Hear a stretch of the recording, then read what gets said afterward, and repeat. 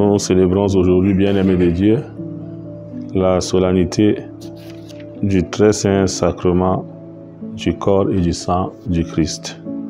La liturgie de la parole nous propose l'évangile de Jésus-Christ selon saint Marc, chapitre 14, versets 12 à 26. Le premier jour de la fête sans levain, le premier jour de la fête des pains sans levain, où l'on immolait l'agneau pascal, les disciples de Jésus lui disent: où veux-tu que nous allions faire les préparatifs pour ton repas pascal? Il envoie 2 disciples. Allez à la ville.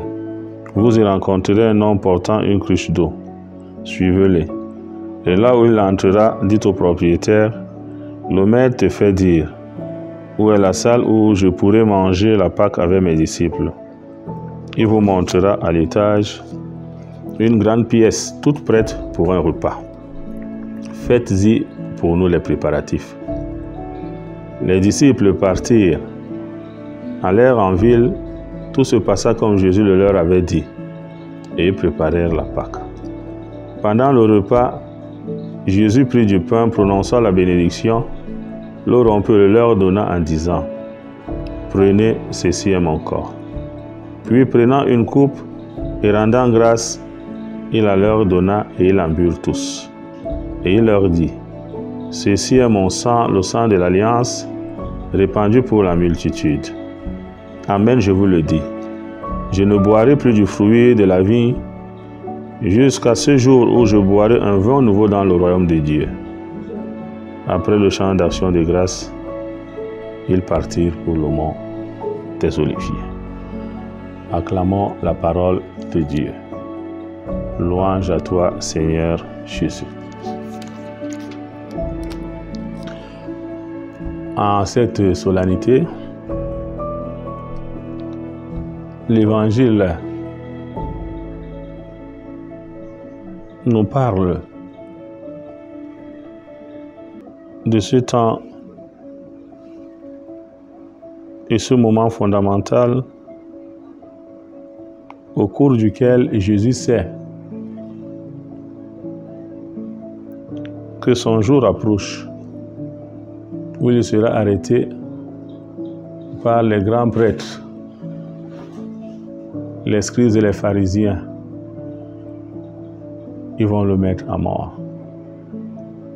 Mais Jésus prépare déjà les cœurs et les disciples à accueillir sa mort comme étant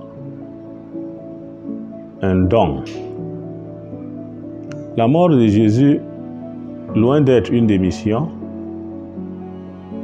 loin d'être une victoire de ses bourreaux, Jésus,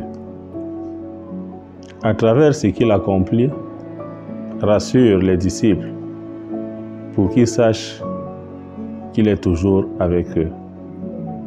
Et c'est la raison pour laquelle dans cet évangile, il envoie les disciples pour préparer cette grande fête, au cours de laquelle il instituera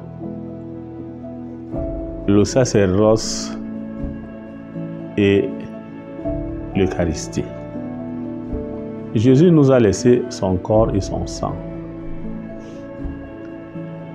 Il a accepté de s'offrir par amour pour nous.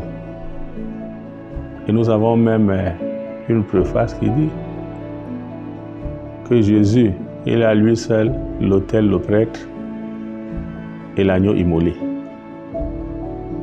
Mais je voudrais ici attirer notre attention sur la célébration de cette solennité.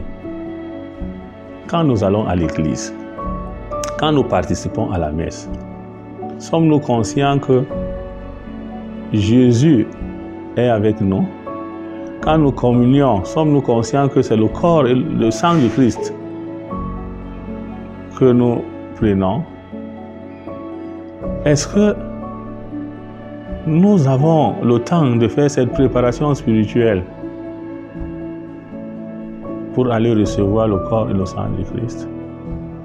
Jésus est présent dans l'Eucharistie. Et pendant cette solennité, par amour pour nous, il sort de son tabernacle pour parcourir nos différents quartiers, pour partager nos différentes situations, les situations dans lesquelles nous nous trouvons. Jésus vient à notre rencontre à tout moment. Est-ce que nous aussi nous arrive de choisir un temps pour venir à l'église devant le Saint-Sacrement, contempler Jésus, dire à Jésus « Je t'aime » et quelquefois rester là, écouter Jésus nous parler? L'adoration eucharistique, quelle place occupe-t-elle dans notre vie? L'adoration eucharistique dans le silence. Écouter Dieu nous parler. Écouter Dieu nous enseigner.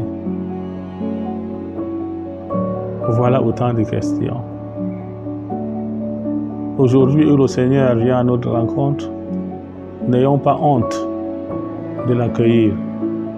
Ne jetons pas notre regard ailleurs. Fixons notre regard sur lui en lui offrant nos joies, nos difficultés, en remettant tout entre ses mains et en lui offrant tout ce que nous sommes, tout ce que nous avons. À travers l'Eucharistie, le Seigneur nous sanctifie, nous purifie. Le Seigneur nous protège et nous guérit. Le Seigneur nous ouvre les portes de la vie éternelle. Et lui-même nous le dit. Je suis avec vous jusqu'à la fin du monde. Que le Seigneur augmente à nous l'amour de l'Eucharistie, l'amour de l'adoration. Et surtout, que nous soyons ses envoyés pour amener vers lui nos frères et sœurs qui ne le connaissent pas, nos frères et sœurs qui se moquent de lui quand nous faisons des processions, et nos frères et sœurs qui hésitent et qui doutent. Loué soit Jésus-Christ.